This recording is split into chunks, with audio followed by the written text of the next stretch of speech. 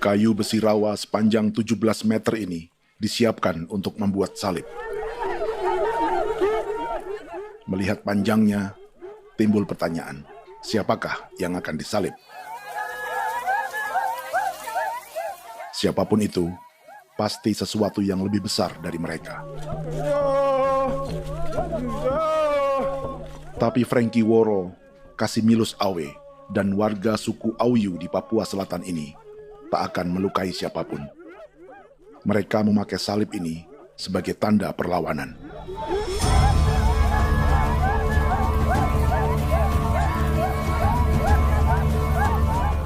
Yang mereka lawan memang lebih besar, yaitu pemerintah Republik Indonesia. Pemerintah sedang mengincar 2,5 juta hektar hutan orang Papua untuk proyek tanaman industri pangan dan energi.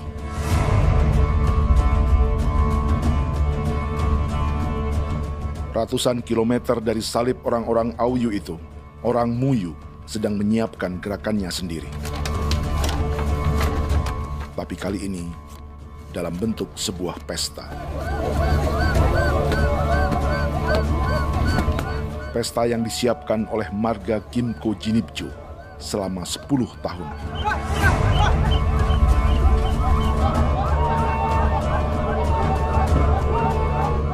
Sosok di marga ini adalah Willem Kimco, orang asli Papua yang tak punya kartu identitas kewarganegaraan manapun.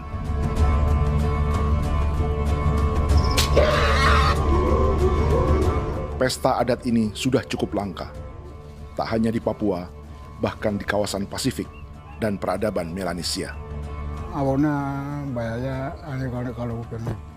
Itu nih hati kau kuda kerem bipnuka, dan kita ya kati kau berem baran dipo. Kau memang ambil kau kuning. Ada gagasan dan gerakan sosial di balik pesta orang-orang Muyu ini, sama dengan gerakan salib merah yang dimulai orang-orang Auyu. Salib ini akan menjadi yang terbesar dari 1.800 salib merah yang telah ditancapkan berbagai suku di Papua Selatan dalam 10 tahun terakhir. Ribuan salib merah yang dipadukan dengan palang adat adalah tanda larangan yang menyatukan unsur-unsur adat dan agama. Kami percaya bahwa kalau memang kami sudah tidak mampu untuk menyelesaikan persoalan ini, dalam hal ini perusahaan tidak bisa masuk, berarti kami minta bantuan kepada nenek moyang dan Tuhan. Atribut perang orang Auyu ini diukir atau dilukis, digambar di batang salib ini dengan tujuan bahwa kami larang dengan sangat keras. Jadi apabila siapapun, baik dari antara kita sendiri yang melanggar batas ataupun pihak lain yang mau mengganggu keselamatan hak tanah adat kami, maka kami siap untuk melakukan ancaman perang. Salib-salib ini tidak ditancapkan di halaman-halaman gereja, melainkan di tanah dan hutan adat, di dusun-dusun sagu, dan di tempat-tempat yang disakralkan. Sebab 1.800 palang adat dan salib ini memang bukan semata tentang agama, tapi untuk mencegah negara dan perusahaan memasuki tanah dan hutan adat mereka. Papua bukan Auyu.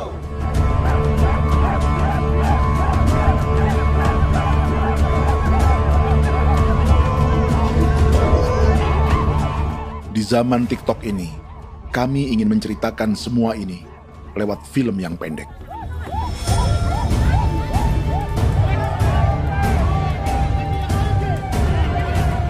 Tapi kami jelas gagal.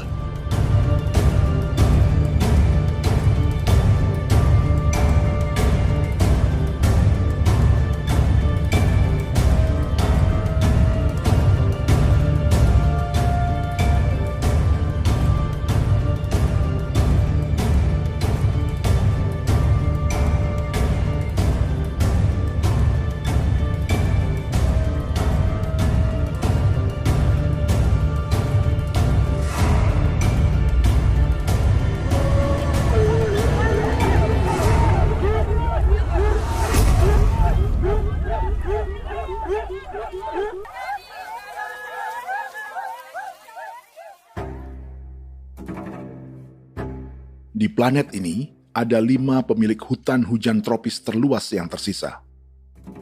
Kongo di Afrika, Brazil, Peru, Bolivia, dan Indonesia.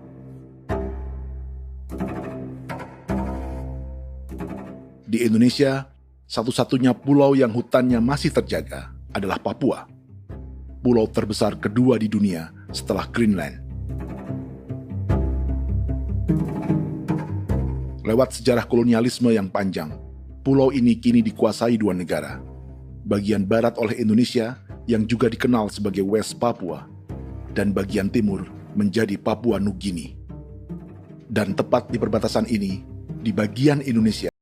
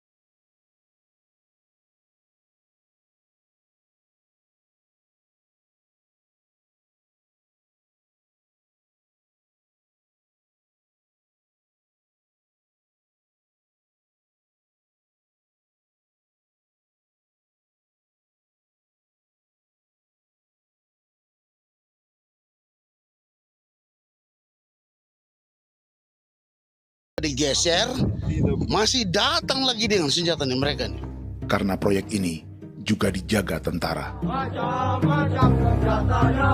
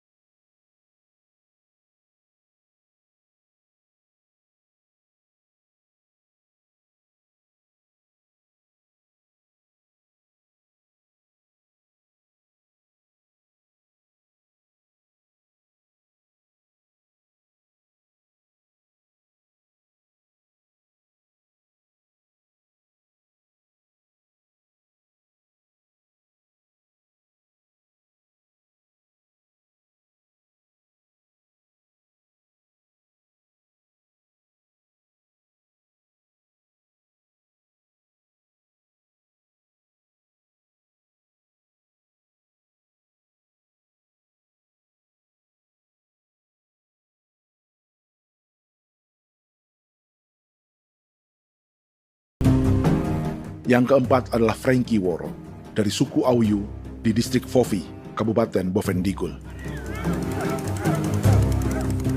Hutan dan tanah mereka terancam perluasan perkebunan sawit untuk campuran biodiesel atau B50. Orang-orang dari suku Auyu ini adalah calon korban. Merekalah salah satu pelopor gerakan Palang Adat dan Salib Merah. Meski kadang berseberangan dengan gereja yang mereka anggap lebih mendukung pemerintah dan perusahaan. Mereka bahkan sedang merencanakan gerakan yang lebih besar, dengan salib yang lebih besar. Tanah milik Somu Sobisiba itu bahwa tanah ini diciptakan oleh Tuhan dan memberikan warisan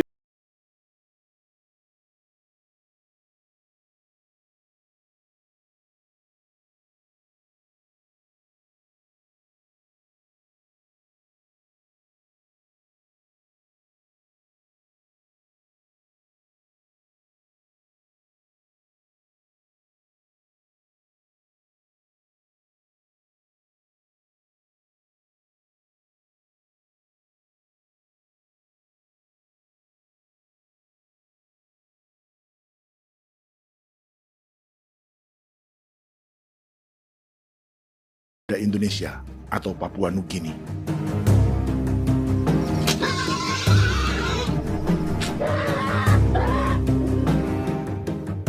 Kelimanya mewakili jutaan orang asli Papua yang sedang terancam eksistensinya. Jika kita merasa kepunahan peradaban Neanderthal di Eropa, Aztec dan Inca di Amerika, atau aborigin di Australia adalah sejarah masa lalu, film ini menceritakan bagaimana pemusnahan sebuah bangsa dan kepunahan sebuah peradaban sedang terjadi di masa hidup kita. Kepunahan bukan karena kerusakan lingkungan dan ruang hidup semata, juga karena dihantam 60 tahun operasi militer.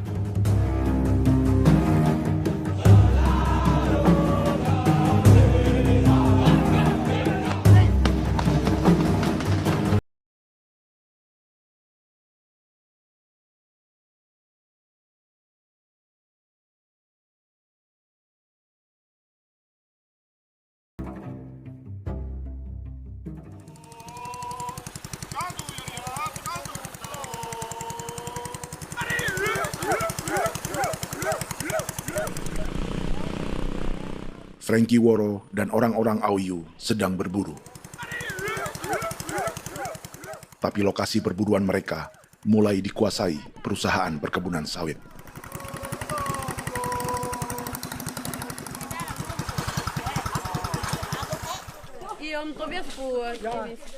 Kita akan menuju arah ke Inabusu. Di sana kami akan masuk di wilayah konsesi perusahaan PT Indo Asiana Lestari, dan di situ ya ada survei-survei mereka yang mereka pernah lakukan, tapi juga kami ada lakukan tanda-tanda saksi di sana.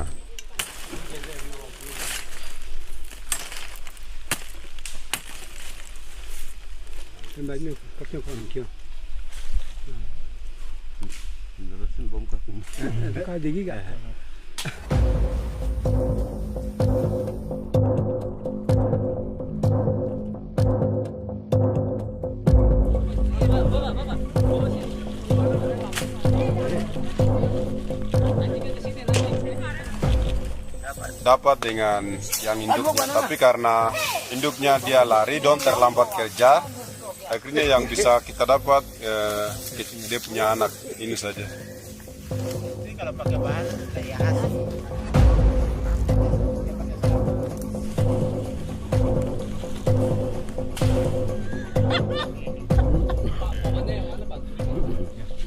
Pohon ini pohon bitanggur, dia punya kayu ini kita biasa gunakan untuk kerja perahu, dan juga kulit depu getanya itu kita pakai untuk kerja ini, panah-panah ini lem, jadikan lem ini, panah-panah.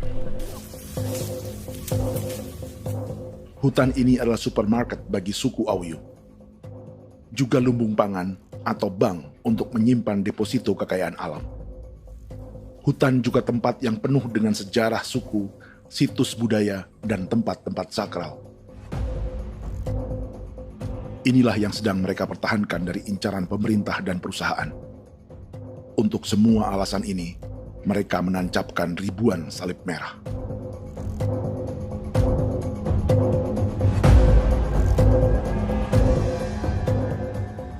Tapi dari kampung, warga suku Auyu memberi kabar pada Frankie tentang intimidasi oleh aparat negara agar mereka melepas tanah ke perusahaan sawit dan berhenti memasang palang adat dan salib merah. Ada beberapa titik yang saya sudah siap, tetapi di sini emergensi dari saya, terutama di Kampung Sokangon, PT Damai Timber. Dia mengganggu saya dengan menggunakan kekerasan maupun pihak hukum. Dan kemarin saya ada pernyataan penolakan secara resmi, tapi masih tetap dengan menggunakan pihak hukum untuk masuk, untuk harus dituntut saya untuk harus diterima perusahaan itu. Kita di situ ada 15 marga, tetapi 15 marga juga tidak setuju. Marga-marga siapa yang terima dan marga-marga mana saja yang menolak. Nanti kita lihat dari pertimbangan itu, dan di situ dan kita undang mereka untuk bicara dengan kami. Sebagai sosok yang aktif dalam gerakan, warga Auyu terus memberi informasi lapangan kepada Frankie yang tak selalu berada di kampungnya. Izin pernyataan yang mereka paksa saya untuk tanda tangan itu, tapi sementara saya tidak tanda tangan. Data semua ada di tangan saya. Ya. Baik, kalau gitu itu lebih bagus karena tanda tangan itu yang berbahaya. Iya. Tanda tangan itu yang lebih berbahaya karena sekarang ini modern dan canggih, dan itu yang mereka biasa pakai untuk tipu muslihat. Mereka biasa pakai itu di tanda tangan itu. Betul. Dari Bambisa juga di Sofia dia masuk untuk memaksakan kami marga untuk harus menerima perusahaan itu. Tapi kemarin kami sudah menolak. Babinsa nama bosku. Babinsa ini nama bosku. Itu yang sekarang strategi militer yang sekarang mereka pakai. Jadi yang penting masyarakat itu yang benar-benar mau menolak siap dukung ketua marga siapa yang nanti tampil. Ini adalah peta konsesi sawit untuk biodiesel dalam proyek strategis nasional. Dan di distrik Fofi inilah, orang-orang Auyu hidup dari sungai dan hutan. Tapi Frankie di Bovendigul masih lebih beruntung.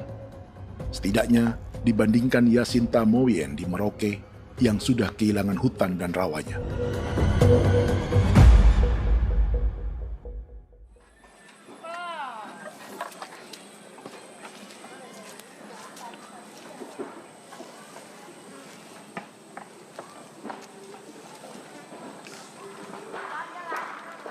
Yasinta dari suku Marin adalah petani sayur di Kampung Wanam, distrik Ilwayap, Merauke. Memanfaatkan lahan yang ada, ia berkebun dan menjual hasilnya ke pasar kampung. Ini ekonomi warga di Wanam untuk menghasilkan uang, lalu memberi barang kebutuhan yang tak bisa mereka produksi sendiri. Tapi kehidupan sebenarnya ditopang oleh ekosistem hutan dan rawa. Inilah sumber pangan utama dan peradaban mereka.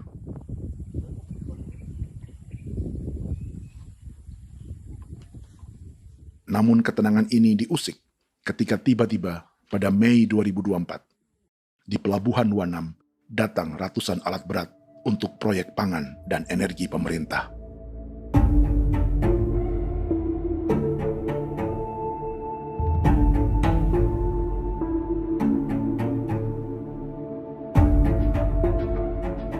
Kami masyarakat setempat kami tidak tahu. Kami kaget pagi-pagi kapal sudah ada di pelabuhan kami.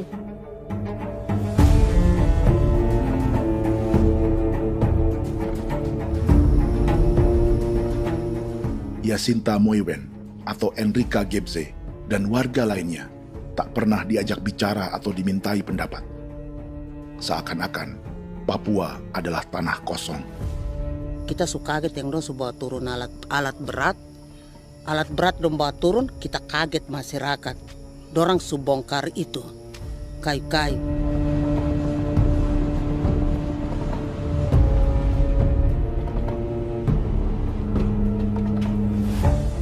Bersamaan dengan alat-alat berat itu, juga berdatangan tentara Indonesia untuk mengawal proyek pembukaan hutan milik Jacinta.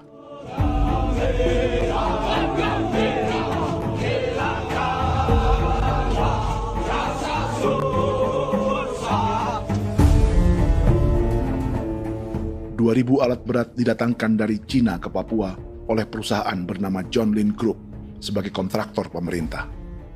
Ini disebut sebagai pesanan eskavator terbesar di dunia dengan nilai 4 triliun rupiah. Misinya membuka hutan dan rawa milik orang Marin, salah satunya untuk membangun jalan sepanjang 135 km. Sementara di kiri kanannya akan dicetak sawah yang ditargetkan seluas 1,3 juta hektar. Jalan berupa garis lurus ini bukan rute tradisional ekonomi masyarakat. Jalan ini akan menghubungkan kawasan perkebunan sawit dan tebu di sebelah timur, juga untuk mobilisasi pasukan militer. John Lin Group adalah perusahaan yang dimiliki Andi Samsudin Arsyad atau yang dikenal dengan Haji Isam. Sebagian orang mengenalnya sebagai pengusaha yang hobi balapan mobil.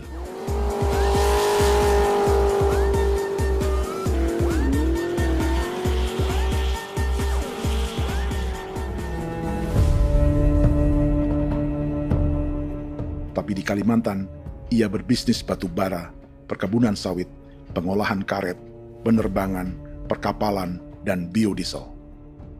John Lin Group kini juga menjadi pemilik perkebunan tebu dan pabrik gula terbesar di Indonesia. Sayapnya melebar dari Kalimantan hingga ke Bombana, Sulawesi Tenggara. Perkebunan tebu, pabrik gula, dan industri bioetanol inilah yang juga sedang dikembangkan di Papua. Foto ini adalah momen ketika Isam bersama kerabatnya, Menteri Pertanian Amran Sulaiman dan Menteri Pertahanan Syafri Samsudin, meluncurkan program biodiesel atau B50 di Kalimantan Selatan. B50 artinya, setiap 1 liter solar, 50%-nya akan dicampur minyak sawit. Perusahaannya, PT John Lin Agroraya, menjadi salah satu pemainnya.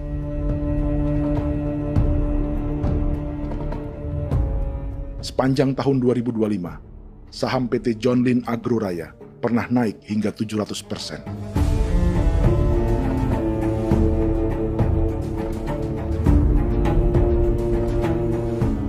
Perusahaan sawitnya yang lain, PT Pradiksi Gunatama, sahamnya bahkan pernah naik 4.000% hanya dalam 1 tahun.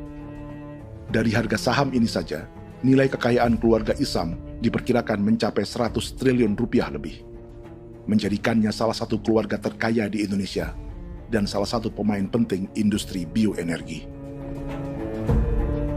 Dan di Papua Selatan inilah sebagian sawit-sawit untuk mendukung program B50 akan ditanam.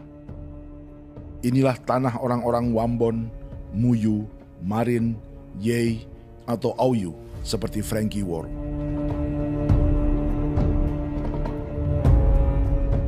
Haji Isam pernah menjadi tim kampanye nasional Presiden Joko Widodo dalam pemilu 2019 saat melawan Prabowo. Bintang Mahaputra Utama diberikan kepada Saudara Andi Syamsuddin Arsyad.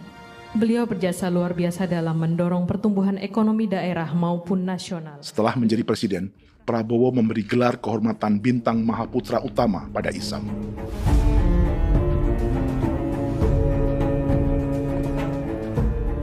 Sejumlah menteri Prabowo, juga kerabat dan orang-orang yang pernah bekerja di perusahaan Isam.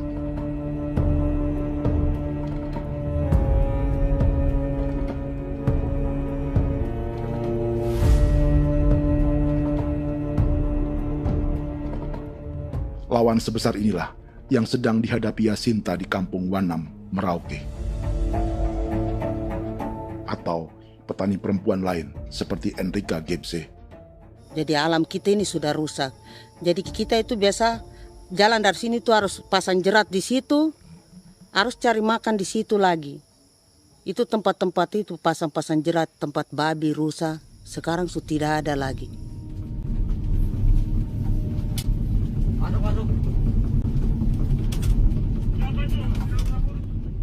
Rekaman ini memberi gambaran bagaimana Kasuari kehilangan rumah di bekas hutan dan rawa.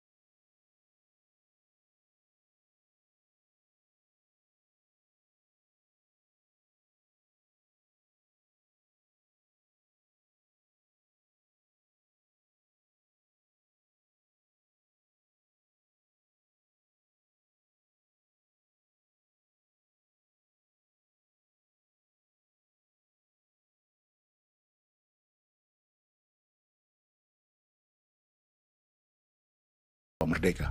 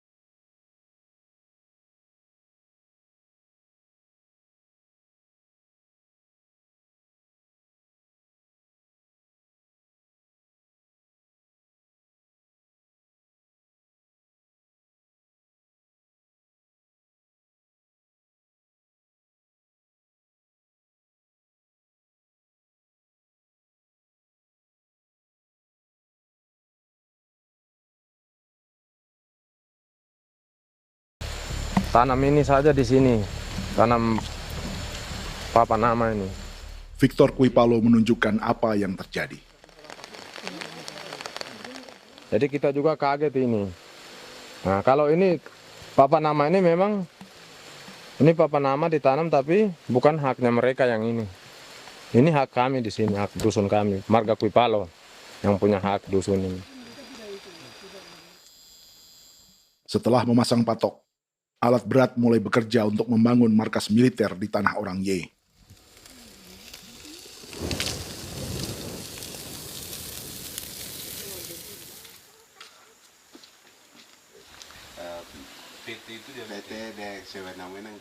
Kehadiran markas militer mengkhawatirkan warga yang pernah mengalami trauma.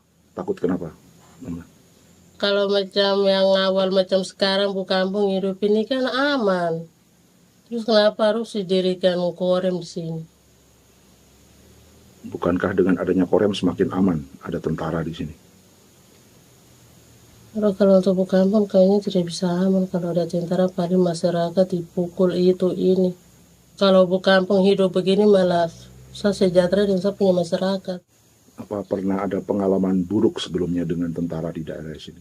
Ada yang cerita waktu pos-pos di sini tuh di 13, 12 itu zaman katanya Patimura. Memang kasihan. Malah kita punya orang ini yang dianiaya betul, dipukul. Disuruh kerja bakti tidak mau atau lama mencari, namanya kita pangkur sagu itu butuh waktu 1 minggu. Kalau lama begitu ya paling diseret atau pukul itu. Operasi militer Indonesia di Papua dimulai tahun 1962 lewat Operasi Trikora. Tapi perlawanan bersenjata pertama di Papua baru dilakukan tahun 1965 di Manokwari. Nanti tanggal 1 Mei jam 12.30 pemerintahan di Irian Barat mutlak akan jatuh di tangan.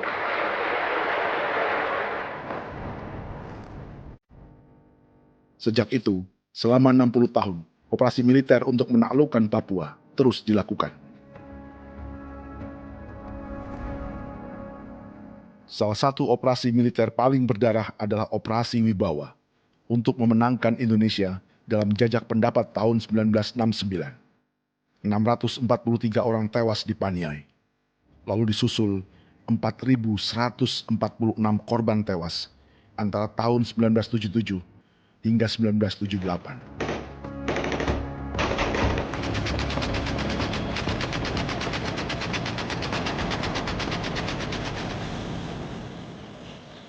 Operasi militer ini menimbulkan gelombang pengungsian hingga kini.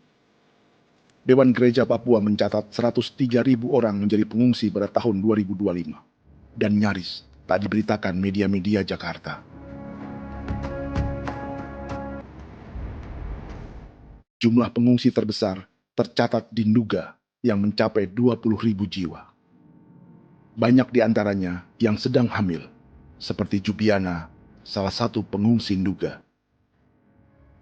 Jadi ini takarik mesti kaki be muguruk berselari di namen wane kosong. Bigari me.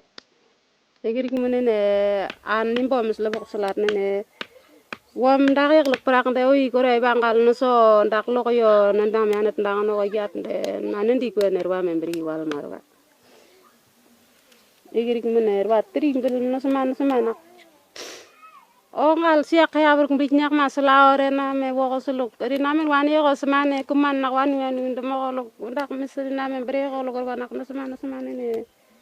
Nebe minit waru dah kan aku pergi nanti ke waru minit pergi de laina bulan Maret April ya na mana kantan barang neli dia na bam ne. Jubiana lalu menamai anaknya pengungsi Kogoya. Selain Jubiana, juga ada Emma dari Maibrat yang melahirkan di hutan. Sampai di kampung gini, katanya bilang ada tentara yang bangun jembatan. Saya capek itu juga pun masih tahan. Kembali lagi ke hutan lagi. Itu sampai saya jatuh di tengah jalan. Orang sampai terbanting di kayu semuanya. Berasa sakit begitu. Melengkapnya tuh Domika Serli, pengungsi Wako. Masyarakat sipil dari Kampung Aitrem sementara mengungsi karena kampungnya sementara dikuasai oleh TNI Polri. Seratusan ribu pengungsi di Papua saat ini jauh melampaui jumlah yang mengungsi ke Papua Nugini tahun 1984, yaitu 10.000 orang karena menghindari operasi militer.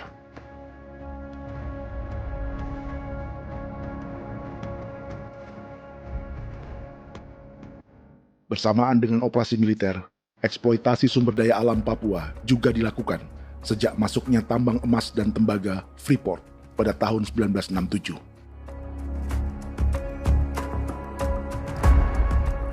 Disusul perkebunan sawit awal tahun 1980-an. Lalu ada perburuan buaya untuk diambil kulitnya.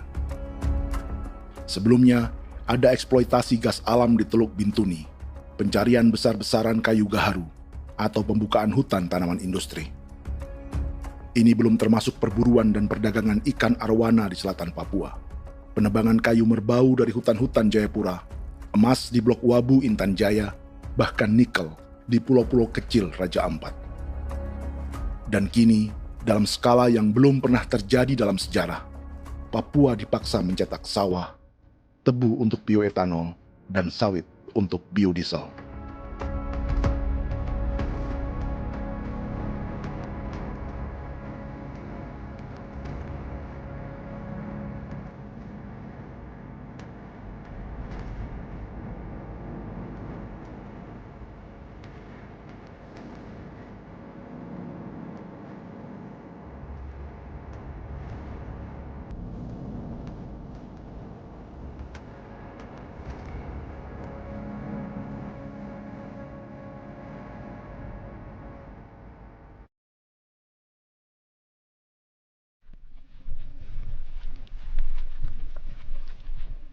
Inilah yang sedang menimpa keluarga Vincent dan Victor Kuipalo di Merauke.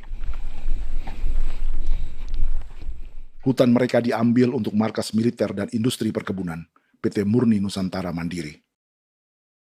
1 dari 10 perusahaan yang diberi konsesi untuk menanam tebu dan memproduksi gula serta bioetanol seluas 52.000 hektar.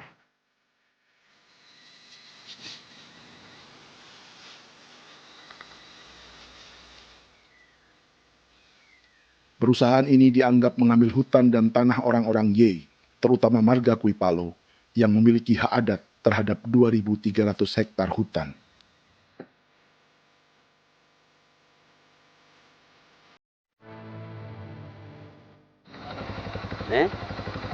Tentara? Tentara. Oh iya, tentara.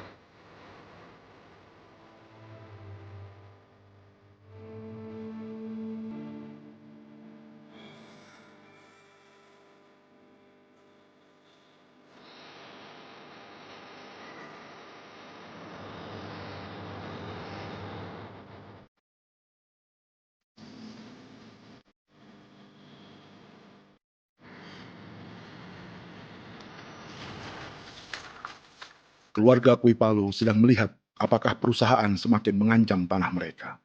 Dan kekhawatiran itu terbukti. Ini makanya tadi saya bilang ini dari sini saja dekat ini sudah masuk di dalam ujung lapang ini. Ini hutan, yang ini hutan yang dorong ada bongkar sekarang ini. Ini sudah punya alat tuh dekat ini. Dekat sekali ini. Ini di sini. Nacau, kelapa itu yang jalan lama, jalan setapak ini. Dari udara, terlihat alat-alat berat semakin mendekati tanah orang-orang Ye, marga Kuipalo.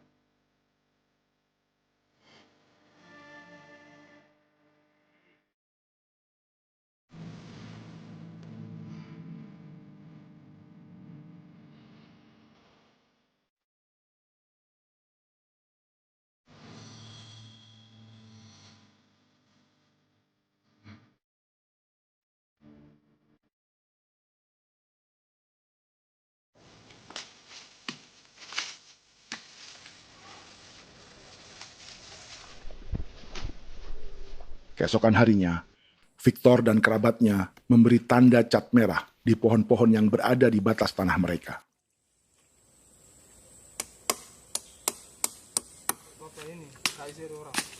Tapi tanda peringatan adat ini tak diindahkan perusahaan.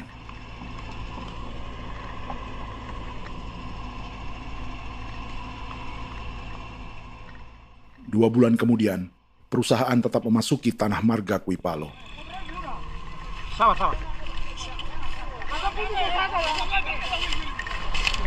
Kami manusia, kau lihat. Tapi tidak sudah sakit hati sekali saya katakan. Ini sama baikin kalau pikiran berubah aja. Kami juga punya tangan, hanya beda rambut. Mister itu juga. Woi, buka. Tidak.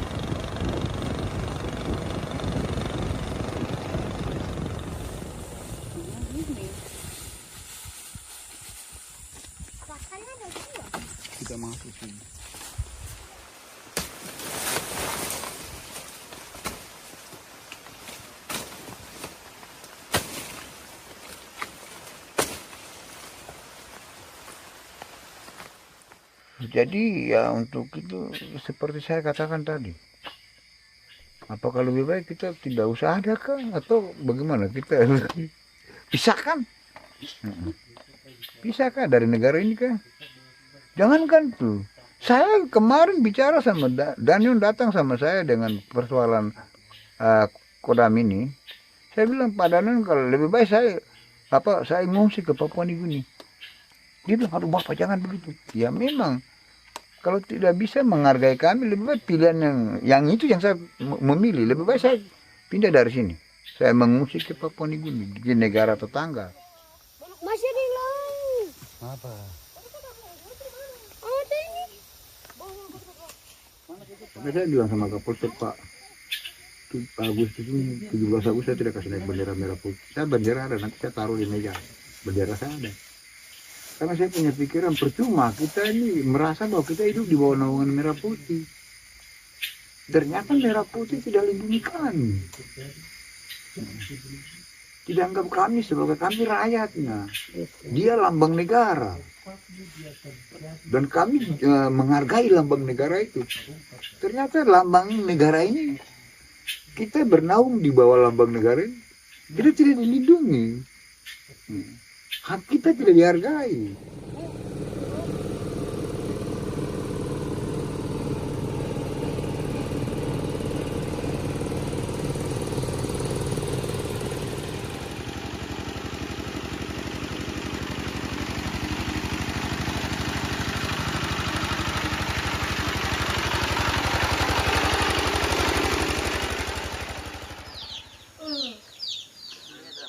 Marga Kuipalo dari suku Ye terus mendapat teror dan intimidasi agar melepas tanah mereka yang hanya dihargai Rp300.000 per hektar. Tapi mereka tidak berjualan tanah. Makanya mama itu tidak suka untuk lepas tanah. Untuk apa? Baru di dalam hutan itu ada obat-obat tradisi. Itu sudah Kalau macam ada sayur juga, kita ambil sayur yang dia tumbuh sendiri. Jadi kita ini mau kemana, kalau itu sudah digusur, ya habis.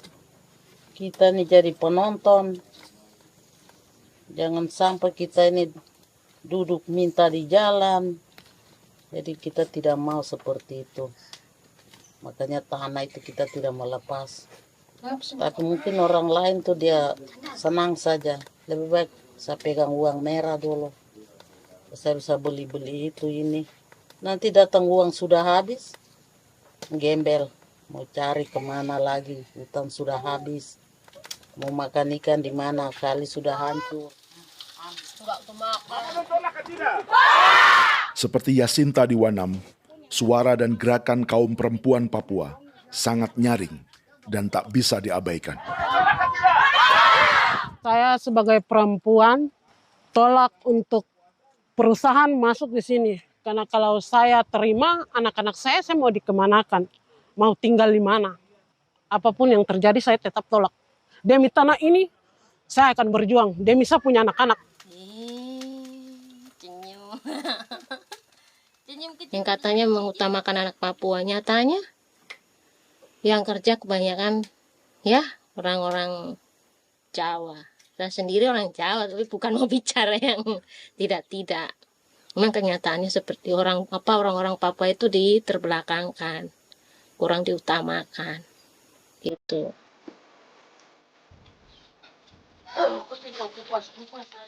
Proyek food estate seperti mencetak sawah, bukannya tak diikuti warga Papua.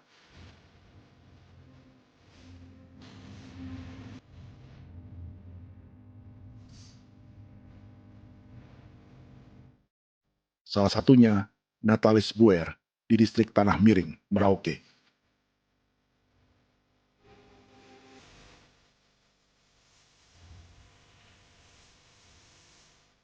Setelah menghabisi hutan, pemerintah Indonesia mencetak sawah untuk tanaman padi karena beras mulai menjadi makanan pokok menggantikan sagu.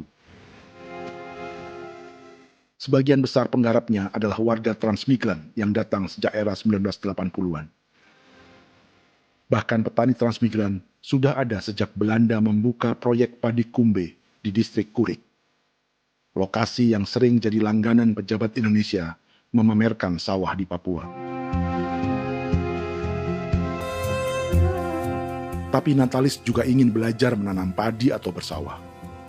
Namun ia kesulitan karena dibutuhkan modal untuk benih, pupuk, hingga pemeliharaan dan panen.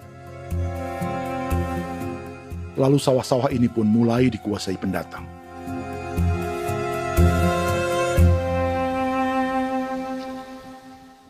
Tapi sejauh ini di kampung kami ini yang saya lihat memang ada kelompok kami punya di sini yang sudah tergabung dalam Gapoktan, kemudian masuk dalam optimalisasi lahan. Tapi baru saya anak asli yang punya lahan di sini. Mereka tidak punya.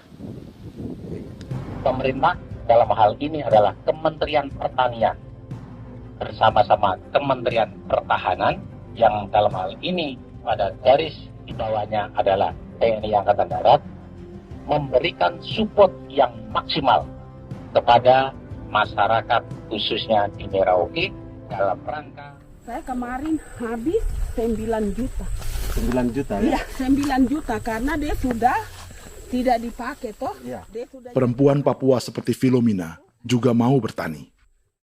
Pemerintah memberi bantuan Rp900.000 per hektar lewat program optimalisasi lahan atau OPLAH. Tapi dibanding biaya produksi dan harga jual gabah, Filomina mengaku berkali-kali rugi dan kini memutuskan tak lagi menggarap sawahnya. Terus kita harus cari uang untuk kondek. Betul. Karung kita beli. Karung beri sendiri lagi. Tenda kita beli. Ini dari yang offline ini don tidak siapkan. Tidak ada. Tidak ada ya, jadi mama don sendiri. Itu yang saya ada bilang, 900.000. Itu modal untuk kerja sawah ini. Mulai dari kerja sampai nanti panen. Panen. Wih, ngeri sekali. Iya, lucu toh? Tidak dapat itu. Betul, Mam. Dong pemaksud begini. Kalau disuruh tanam ubi berhektar-hektar, mari datang. Kita tahu cara rawatnya bagaimana, iya. Tanamnya bagaimana, tanam model bagaimana supaya hasilnya model begitu. Kita tahu. Kalau yang ini kan kita baru belajar. Sebagian hutan milik warga Senayu di Merauke sudah dibuka untuk sawah dan kebun tebu oleh PT Global Papua Abadi. Proyek pertanian ini dikerjakan oleh Kodim Merauke. Mereka melepas sebagian tanah karena ingin belajar bertani. Saya punya nenek moyang tidak ajar saya tanam padi. Tapi saya mau berubah. Generasi saya yang berikut ini besok lusa tidak bisa makan pisang, sagu. Namun program optimalisasi lahan yang dijanjikan dengan berbagai bantuan tak dirasakan Filomina. Obat rumput beli, obat padi beli, jonder kita bayar, bahkan bibit masih kurang, cari bibit lagi beli. Jadi saya memang kalau program pemerintah saya sama sekali saya tidak suka. Baku tipu saya.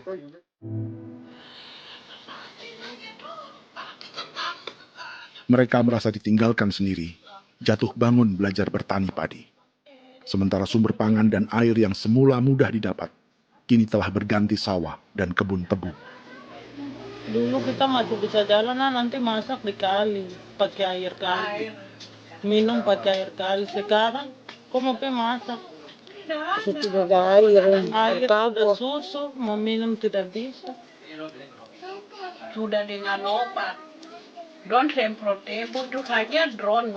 Drone yang semprot. Saya lihat di itu. Jadi kita bukan drone yang terbang di atas untuk disemprot. Dong lempar pupuk di bawah ya dia mengalir ke kali. Mengalir ke kali, ke raga-raga.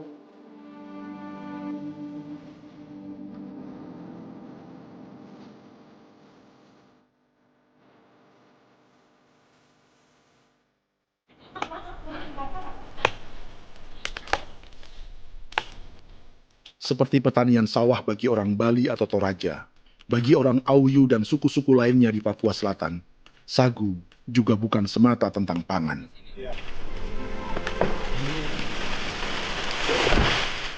Bagi orang Auyu dan Marin, sagu adalah kerabat, sosok orang tua, sosok nenek moyang, yang harus dijaga dan dilindungi.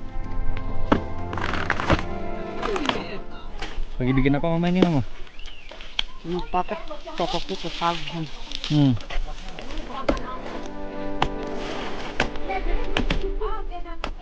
Kami diingatkan oleh leluhur, sagu itu tidak boleh digusur dan tidak boleh diganggu dengan cara apapun, dan di dalam rangka kepentingan apapun tidak boleh.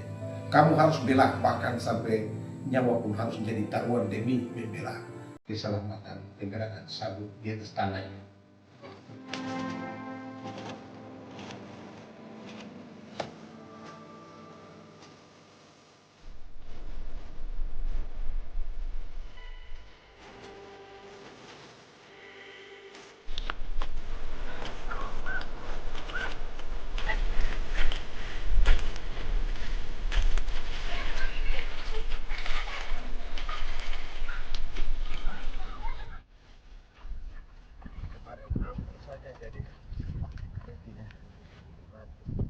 Menurut Natalis, pemerintah di Jakarta mendefinisikan lumbung pangan semata urusan beras dan mencetak sawah. Sebenarnya orang Papua itu bukan tidak bisa bertani. Kami tanam ubi itu bagian dari pertanian. Nah, pertanian yang dimaksud oleh pemerintah itu harusnya selalu itu kalau bisa pemerintah harus spesifikkan pertanian apa yang dimaksud, pertanian tanam padi atau pertanian tanam ubi, petasan dan lain-lain. Ini yang harus dispesifikkan dulu. Begitu, sehingga tidak menjustifikasi kami orang asli Marin bahwa kami tidak bisa bertani. Bukan. Kami buka kebun besar-besar di sana, bahkan bermeter-meter, ratus-ratus meter pakai sekop, bukan pakai ekskavator, tapi ini pakai skop. Itu pertanian, begitu. Bagi Natalis, alih-alih memaksimalkan sawah-sawah yang sudah ada untuk petani Papua, pemerintah selalu membuka hutan baru, seperti dikerjakan perusahaan John Lynn Group dan melibatkan tentara. Padahal, sejarah keterlibatan militer dalam proyek food estate atau cetak sawah adalah sejarah kegagalan yang bertubi-tubi 4 presiden selama 30 tahun terakhir.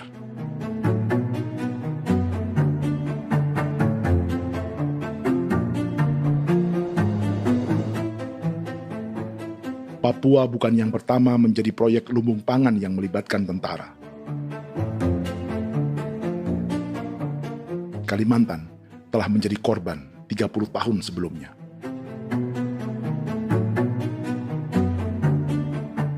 Ini adalah bekas hutan yang sudah dibuka di Pulang Pisau, Kalimantan Tengah. Tahun 1996, di era Presiden Jenderal Soeharto, ia menghabisi 1 juta hutan di lahan gambut untuk mencetak sawah demi memenuhi ambisi swasembada beras, bukan swasembada pangan. Hutan tropis Kalimantan dihabisi dalam skala yang belum pernah terjadi dalam sejarah. Di bawah rezim militeristik, tak ada yang berani melawan keinginan Soeharto, termasuk orang Dayak seperti Kuneng. Nggak bisa dihalangi itu. Nggak boleh dihalangi.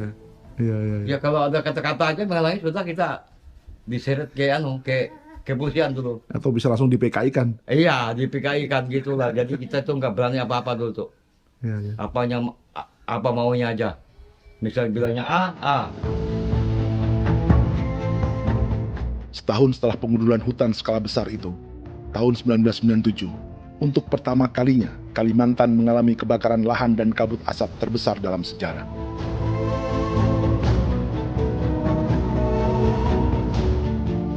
Sebagai ilustrasi, ini kondisi kabut asap tahun 2015.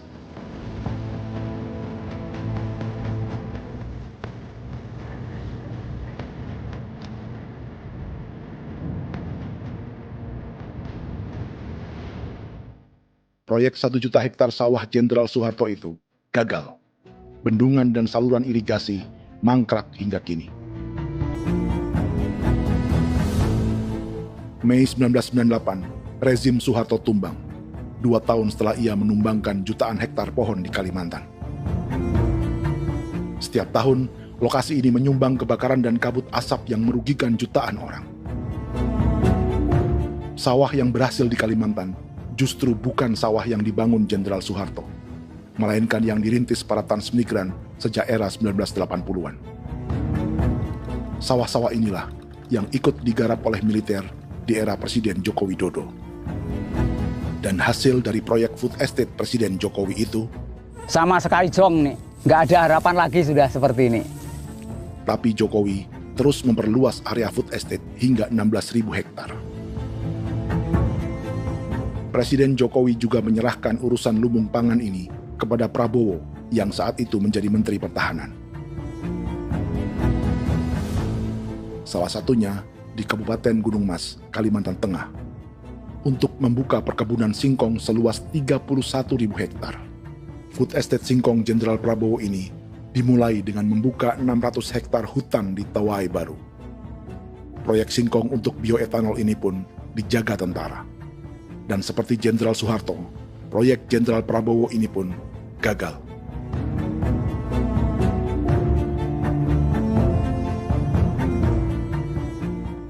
Dengan reputasi ini, Joko Widodo dan Prabowo justru sedang membuka 2,5 juta hektar di Papua.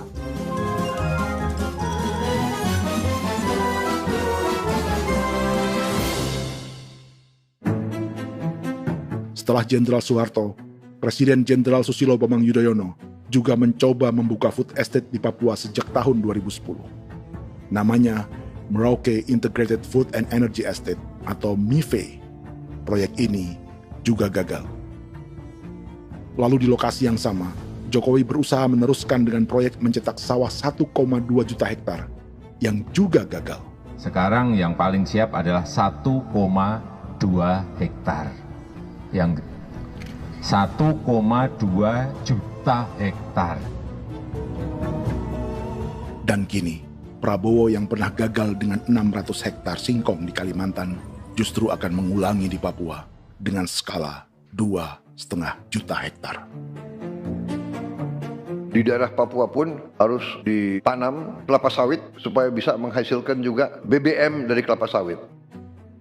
Dalam setiap proyek pangan dan energi di Papua, yang lebih menonjol bukan tanaman pangannya, melainkan untuk energi atau bahan bakarnya. Sawit untuk biodiesel dan tebu untuk industri bioetanol. Ada 10 perusahaan yang diberi konsesi hingga 0,5 juta hektar untuk tebu, dan 10 perusahaan itu dimiliki oleh satu keluarga saja.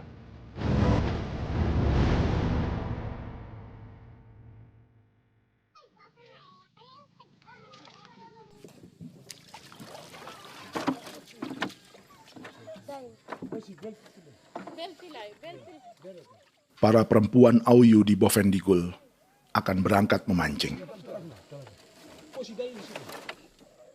Priska Beni membantu menyiapkan perahu.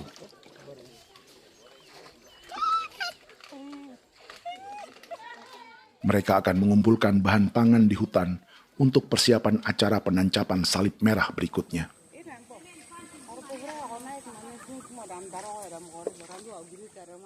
Priska sudah mengambil posisi memancing.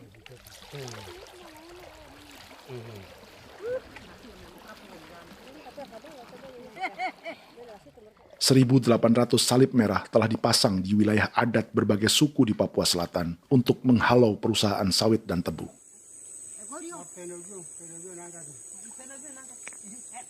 Maria Tebung yang paling muda datang membawa hasil. 2 ekor ikan gastor alias gabus toraja. Sebagai generasi Z, pendidikannya sampai sekolah dasar. Di perusahaan perkebunan seperti sawit atau tebu, ijazah SD hanya bisa menjadi buruh kasar. Tapi ia tak tertarik. Karena kita hidup itu dari alam, kita pancing, juga di darat, bawa anjing, terus bikin pagar sagu, dapat babi, bawa baru kita makan. Jadi kita tidak mau perusahaan masuk. Sementara Priska Beni masih mencari peruntungan. Tapi baginya, menjadi nelayan di Sungai Fofi masih lebih baik daripada bekerja 9 tahun di perkebunan sawit. sudah pengalaman, jadi kita tidak mau lagi. Seberapa lama ketika kerja itu? Selama di sana. 9 tahun di sana. 9 tahun? Saya baru pulang dari perusahaan. Selama 9 tahun kerja di sawit, bisa punya rumah kah? Atau Tidak. motor kah? Tidak. Johnson kah? Tidak. Cuma makan saja. Pendapatan juga kan tidak lebih. Habis dimakan.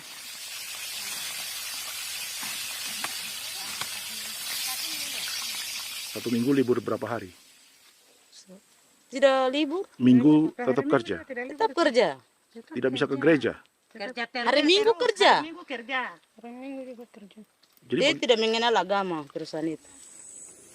Di grup perusahaan sawit Korindo, Priska digaji 2 juta rupiah per bulan dan tinggal di mes karyawan. Tapi gaji itu dipotong bahan makanan atau BAMA rata-rata 1 juta rupiah setiap bulan. Korindo adalah grup perusahaan yang salah satu usahanya adalah hutan tanaman industri dan sawit di Bovendigul dan Merauke. Di Papua, mereka memakai bendera PT Tunas Sarwa Ema. Perusahaan ini pernah memberi bantuan pada Keuskupan Agung Merauke.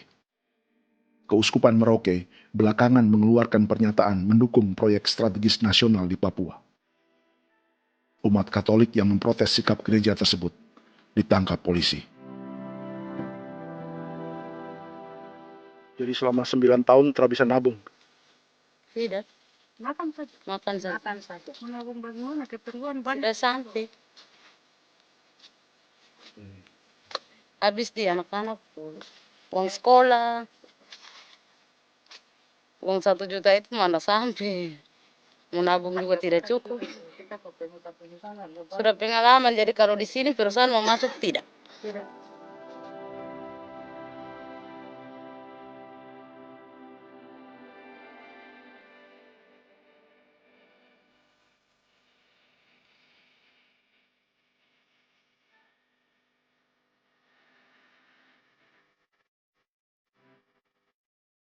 Dan menu makan siang seperti ini agaknya sulit bagi buruh sawit atau tebu yang digaji 2 juta rupiah per bulan.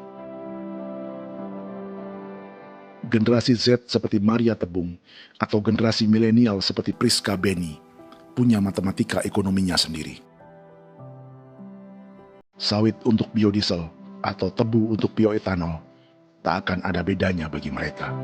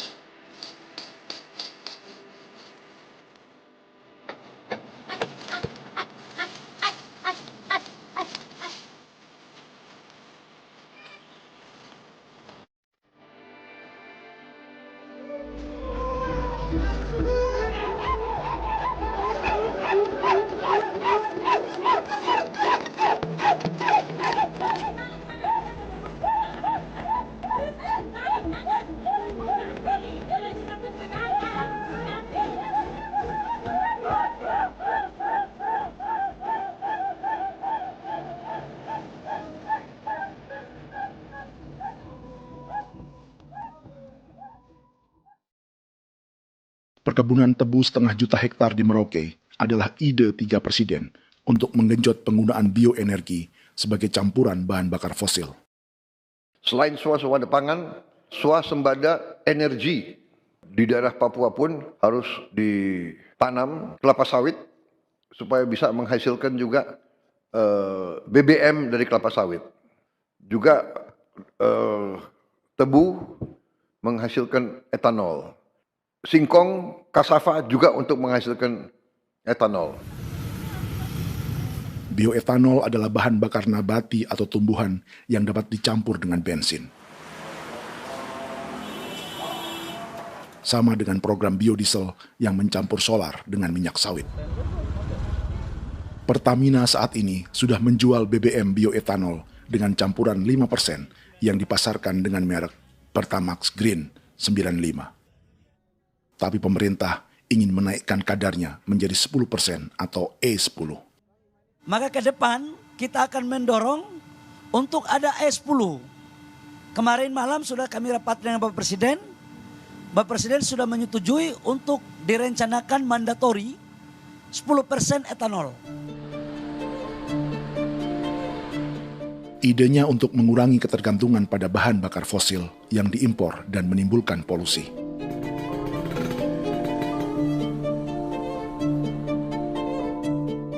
Tapi bioetanol bukannya tak mengorbankan lingkungan, hutan, rawa, dan manusia.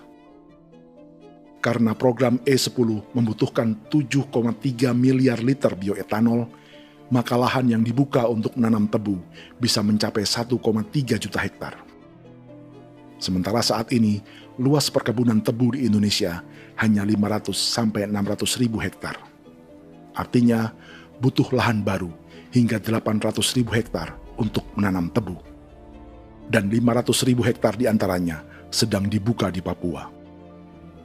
Hutan yang tadinya untuk menumbuhkan pangan berubah jadi tanaman untuk bahan bakar di jalanan. Kecepatan pulihnya hutan beradu dengan jumlah dan kecepatan kendaraan di jalanan.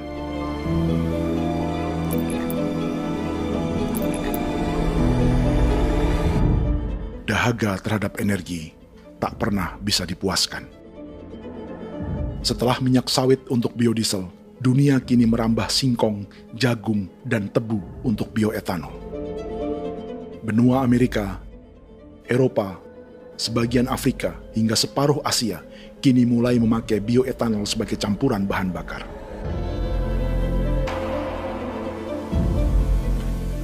Selain perebutan lahan, masa depan dunia juga dibayangi semakin mahalnya harga pangan karena persaingan antara perut manusia dengan tangki kendaraan. Ini adalah lokasi perkebunan tebu dan bioetanol PT Murni Nusantara Mandiri yang mengancam tanah Vincent Quipalo dan orang-orang Ye di Merauke. Beberapa kilometer di selatan adalah PT Global Papua Abadi yang mengancam tanah orang-orang Muyu dan Marin. Dua perusahaan ini adalah bagian dari 10 perusahaan yang mendapat konsesi lahan untuk tebu dan bioetanol di Merauke. Batas konsesi mereka bahkan sama dengan batas negara Indonesia dengan Papua Nugini. Salah satu ciri bahwa peta konsesi ini dibuat di Jakarta dari atas meja. Sama seperti kolonial Inggris dan Belanda ketika mereka membagi Pulau Papua dengan garis lurus pada abad 19. Seakan Papua adalah tanah kosong. Bedanya, meski peta konsesi ini mengatur batas 10 perusahaan, tapi perusahaan-perusahaan ini sebenarnya dimiliki oleh satu keluarga saja. Ini nama 9 dari 10 perusahaan tebu dan bioetanol di Merauke, Papua. 99% saham mereka dimiliki sebuah perusahaan bernama PT Merauke Nusantara Manis. Sementara 1% sisanya dimiliki PT Merauke Gula Mandiri. Tapi saham kedua perusahaan ini dimiliki PT Merauke Sugar Group. Dan perusahaan ini, 90% sahamnya dimiliki pengusaha bernama Angelia Bonaventure Sudirman, serta perusahaan bernama Zico Trust dan Resource Harvest. Lalu 10% lainnya dikuasai PT Papua Energi Abadi, yang pemiliknya adalah Dudi Christian dan Angel Madeline. Sekarang, mari kita lihat siapa mereka. Angelia Sudirman adalah keponakan dari salah satu konglomerat sawit Indonesia, Martias Fangiono. 9 perusahaan di Papua ini berada di bawah bendera Merauke Sugar Group. Dan Merauke Sugar Group hanya satu dari 7 grup perusahaan milik keluarga Fangiono.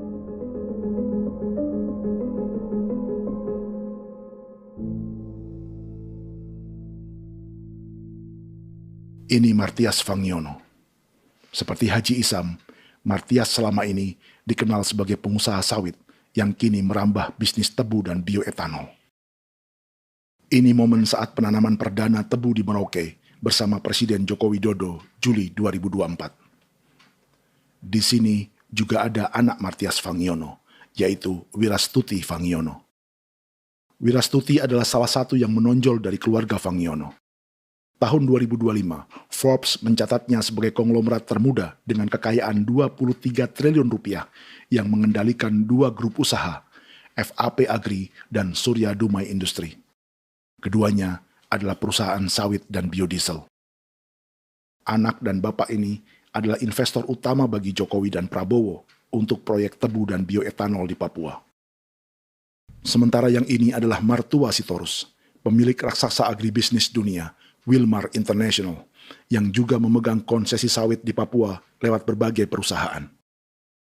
Tapi mertua kini memakai bendera baru, yaitu KPN Corporation atau Karunia Prima Nastari. KPN inilah yang memiliki kelindan bisnis dengan keluarga Fangiono untuk proyek tebu Merauke. Apalagi grup Wilmar yang didirikannya juga pemain gula utama di Australia. Tahun 2010, Wilmar membeli 100% saham perusahaan gula terbesar Australia, Sucrogin. Akuisisi senilai 1,5 miliar dolar Amerika ini langsung menjadikan Wilmar pemain tebu terbesar kelima dunia. Sebagian bibit tebu yang ditanam di Merauke adalah varietas yang dikembangkan Lembaga Riset Gula Australia atau Sugar Research Australia. Sugar Research Australia lalu menjalin kontrak pengembangan bibit dengan PT Global Papua Abadi milik Fangiono. Tapi masalahnya, Sugar Research Australia adalah badan publik yang tugasnya memajukan petani tebu dan sebagian dananya berasal dari pajak warga Australia. Itu artinya, warga Australia membiayai pengembangan bibit tebu untuk investor dan pemerintah Indonesia. Dokumen ini menunjukkan bahwa lembaga yang dibiayai warga Australia itu pernah memiliki kontrak penyediaan bibit dengan PT Global Papua Abadi milik keluarga Fangiono. Kontrak itu baru berakhir pada November 2024. Artinya, saat Presiden Jokowi dan keluarga Fangiono menanam bibit tebu pada Juli 2024 ini, kontrak itu masih berlaku. Nama lain dalam keluarga ini adalah Siliandra Fangiono, yang pada tahun 2024 dijuluki Raja Sawit Termuda dengan kekayaan 39 triliun rupiah dalam catatan Forbes. Ia mengendalikan grup First Resources. Secara umum, keluarga Fangiono memiliki 20 perusahaan di Sumatera, 32 perusahaan di Kalimantan, 1 di Jakarta, 2 di Singapura, dan 25 perusahaan di Papua. Di Papua, perusahaannya tersebar dari Sorong, Mapi, hingga Merauke. Para politikus dan pejabat Indonesia terus membesarkan konglomerasi, meski Martias Fangiono pernah divonis 1,5 tahun penjara karena kasus pembalakan liar dan kebun sawit ilegal tahun 2007. Sementara tahun 2022, Wilmar terlibat kasus korupsi ekspor minyak sawit dan divonis mengembalikan kerugian negara 11,8 triliun rupiah. Tumpukan uang ini disebut sebagai pembayaran dari grup Wilmar yang diterima secara simbolis oleh Presiden Prabowo pada Juni 2025 lalu. Tapi peran raksasa biodiesel dan bioetanol dunia ini belum akan surut di Indonesia. Bahkan sebaliknya. Sebuah dokumen presentasi bisnis dari Wilmar International Limited pada tahun 2010 ini bisa menjadi petunjuk. Presentasi ini bagian dari proses pembelian 100% saham raksasa tebu Australia, Sucrogin. Dalam presentasi ini, Wilmar mengaku ditawari konsesi lahan 200.000 hektar di Papua, atau dulu disebut Irian Jaya, untuk menanam tebu. Dengan penerbangan hanya 2,5 jam dari kantor Sucrogin di kota Townsville ke Merauke, Wilmar akan mengawinkan bisnis gula dan bioetanolnya menjadi pemain dunia. Dan lokasi yang diincar oleh Wilmar adalah distrik Ilwayap di Merauke, kampung halaman Yasinta Moiwen. Dan persis disinilah, 14 tahun kemudian, ribuan eskavator John Lynn Group milik Haji Isam mulai membuka hutan sebagai kontraktor pemerintah. Presentasi dan gagasan ini dibuat oleh Wilmar pada Juli tahun 2010. Sebulan kemudian, Agustus 2010, pemerintah Presiden Susilo Bambang Yudhoyono meluncurkan proyek Lumbung Pangan dan Energi Merauke atau Merauke Integrated Food and Energy Estate. Targetnya membuka lahan 1 juta hektar dalam 5 klaster yang masing-masing 200.000 hektar. Angka yang sama dengan presentasi Wilmar. 5 tahun kemudian, 2015, giliran Presiden Joko Widodo yang mau melanjutkan proyek pangan dan energi 1,2 juta hektar. Menjelang pensiun sebagai presiden, Jokowi kembali menggencarkan proyek ini dan melibatkan Prabowo sebagai Menteri Pertahanan. Jokowi lalu mendukung Prabowo sebagai presiden berpasangan dengan anaknya, Gibran Rakabuming Raka sebagai wakil presiden. Kini, setelah menjadi presiden, giliran Prabowo yang melanjutkan proyek bioetanol dan biodiesel dengan memobilisasi militer dan melibatkan pejabat-pejabat yang juga para elit partai koalisinya.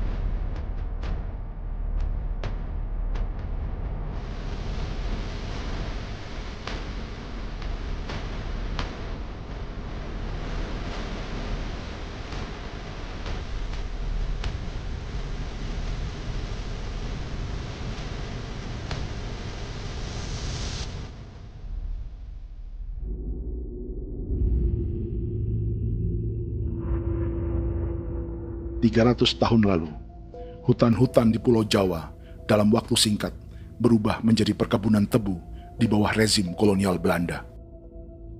Orang Jawa menjadi buruh dan petaninya dipaksa menanam tebu.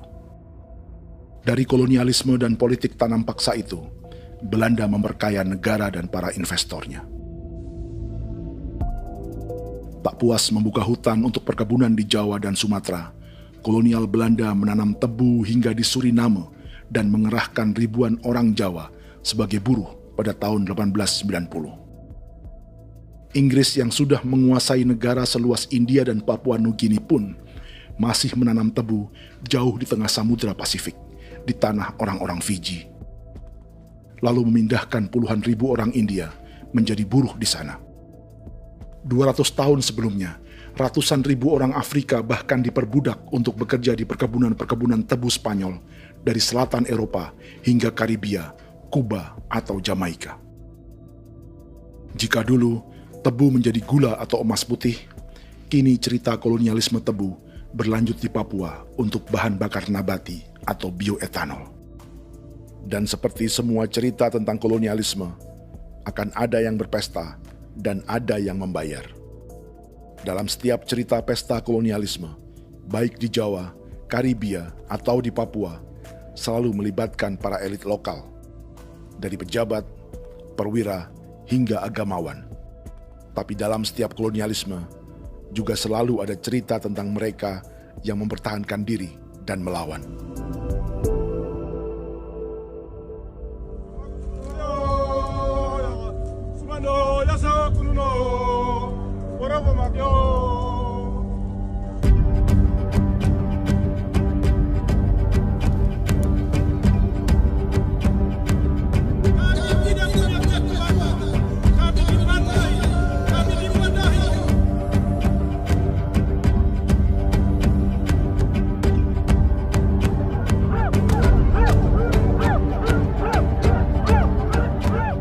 Dalam sejarah gereja Katolik banyak pemimpin-pemimpin yang adalah, tanda petik itu adalah Judas-Judas juga.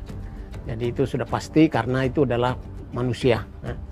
Satu sisi sebagai manusia dalam perjalanan digoda, apalagi ada dalam posisi-posisi jabatan, ya mungkin banyak tawaran-tawaran lain, lalu disitulah terjadi pergeseran keberpihakannya kepada misi gereja tadi itu untuk umat, untuk mereka yang tertindas. Orang kirim eksavator, orang kirim tentara, orang kirim polisi. Pukul kami bukan pencuri, kami tidak pernah mencuri orang barang. Kami tidak pernah menangis ke orang lain. Kami tidak pernah menangis ke kita bapak mama, kami menangis kepadamu. Tuhan kami lemah. Tidak tahu. Ini hijau cikui ya. Orang lain datang ke bangsa kami, ke wilayah kami untuk kasih habis kami.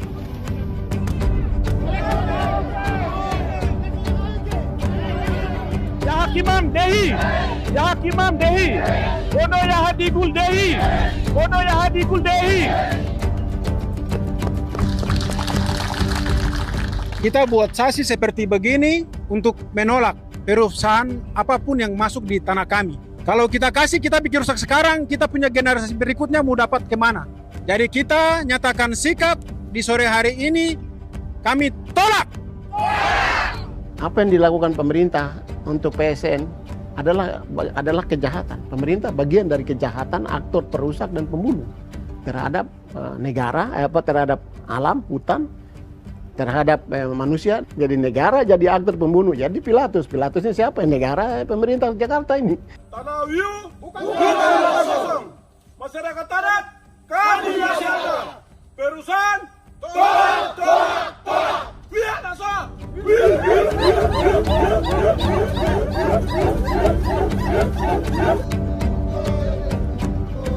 Jika tanah adat dan hutan adat hilang, kami mau hidup di mana? Maka di sini saya mau bilang, negara jangan tipu-tipu kami lagi.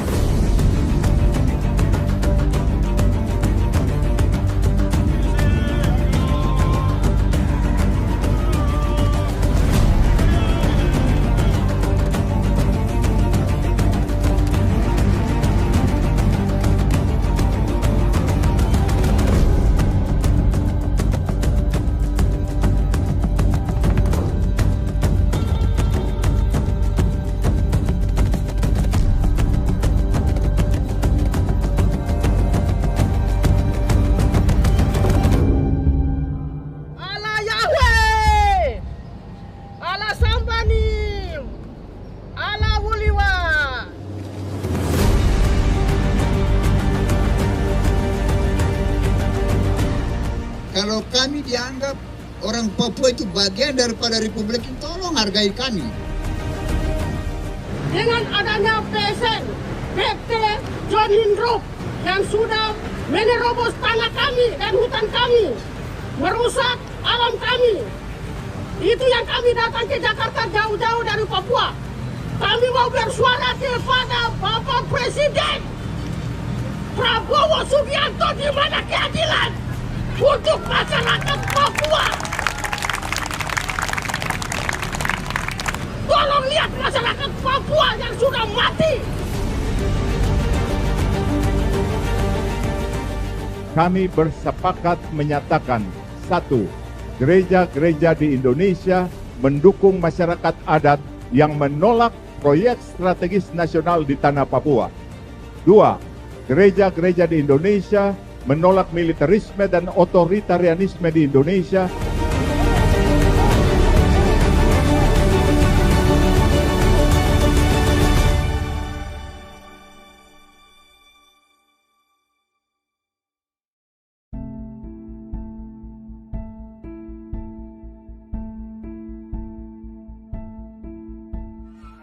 Kita sering merasa banyak hal buruk sudah jadi cerita sejarah. Dan kita sekarang hidup lebih baik, lebih beradab, atau mustahil melakukan kejahatan seperti di masa lalu. Kita tidak lagi menghukum mati orang dengan memenggal kepalanya. Kita menembaknya atau menyuntik racun agar tertidur dan mati. Tapi ada hal-hal yang tak berubah. Salah satu pembantaian yang kuat di ingatan kita adalah kejahatan Nazi atau genosida di Rwanda. Padahal pembantaian juga sedang terjadi di masa kita, seperti di Gaza, Palestina. Penghancuran sebuah peradaban seperti Indian di Amerika atau aborigin di Australia juga kita anggap masa lalu. Sekarang kita merasa lebih baik dan lebih toleran. Padahal proses penghancuran bahkan pemusnahan yang sama sedang terjadi terhadap bangsa Melanesia di Papua. Begitu juga dengan praktik kolonialisme. Kita merasa penjajahan seperti dilakukan Portugis, Inggris, atau Belanda sudah menjadi sejarah. Dan Indonesia tidak mungkin menjajah. Padahal itulah yang sedang terjadi dan dirasakan di Papua.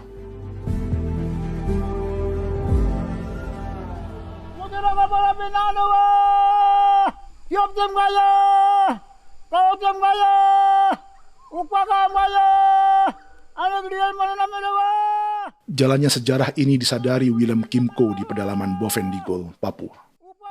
Hidup terpencil dan tak tersentuh urusan negara bukan berarti selalu aman.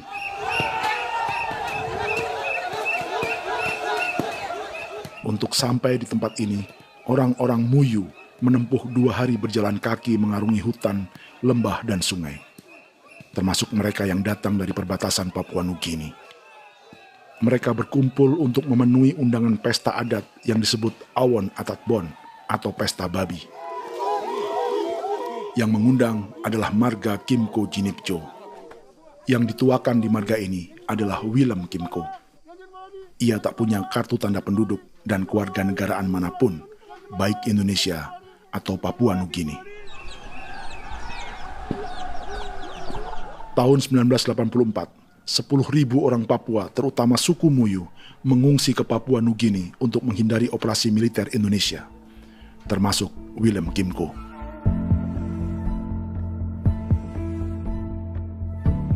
Apa yang membuat pesta adat ini istimewa? Apa bedanya dengan acara serupa yang dihadiri pejabat, tokoh agama, LSM, atau yang direkam oleh kru televisi dan konten kreator? 18.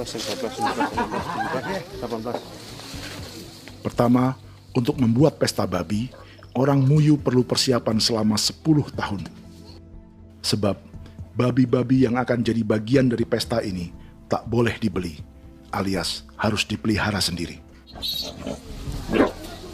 Babi-babi ini bukan bantuan pejabat pemerintah, gereja, atau LSM.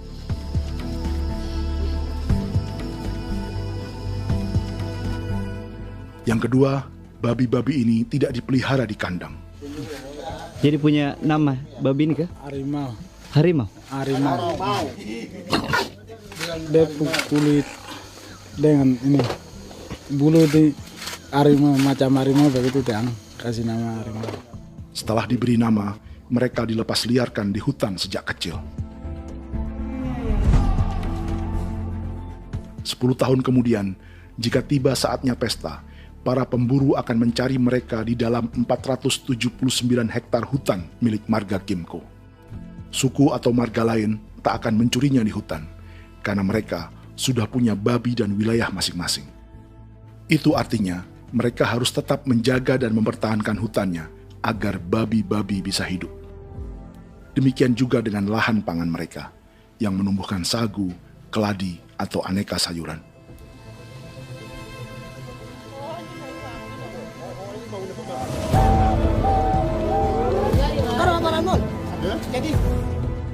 Yang ketiga, dalam Awon Atatbon atau pesta babi, binatang ini tidak dimakan secara gratis.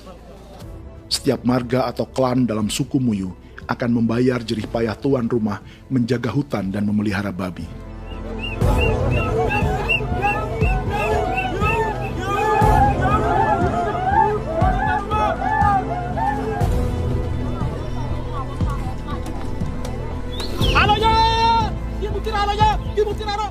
Ini seperti arisan untuk menjaga budaya dan lingkungan. Bagian dari budaya dan ekonomi timbal balik yang ditandai dengan siklus memberi dan menerima.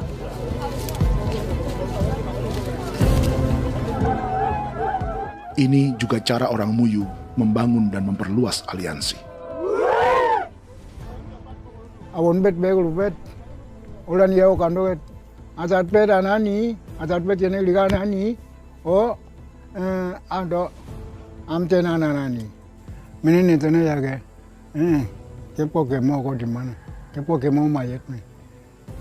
Kep tetek mau yang gue kep kanin bet wini ke iftore wen. Nih wen nih tanah ke kadek nih. Oke. Kep kan nanti kutu apa mau kepo kep pasar kutu orang nih. Kon kene man gini wan. Koko kati bolon ya bengo. Koko kuning bolon ya. Jika Willem Kimco dan marganya bisa menjaga hutan dan wilayahnya, marga lain ikut diuntungkan sebagai sebuah ekosistem. Demikian juga sebaliknya. Alasan keempat, mengapa pesta babi ini memiliki tempat khusus dalam peradaban orang Muyu, karena Willem Kimco khawatir peradaban mereka akan punah, menyusul ancaman terhadap ekosistem dan hutan. setiap marga atau klan harus mengkonsolidasi diri dan membangun aliansi.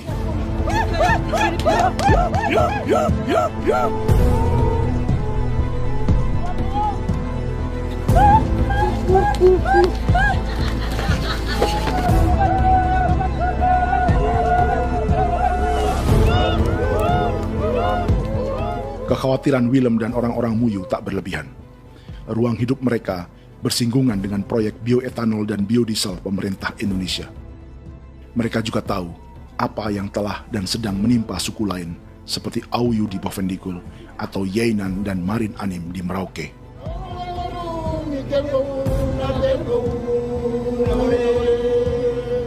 Jika suku-suku lain menggunakan palang adat dan salib merah sebagai gerakan perlawanan, orang-orang Muyu memakai pesta babi untuk mempersiapkan diri dan konsolidasi.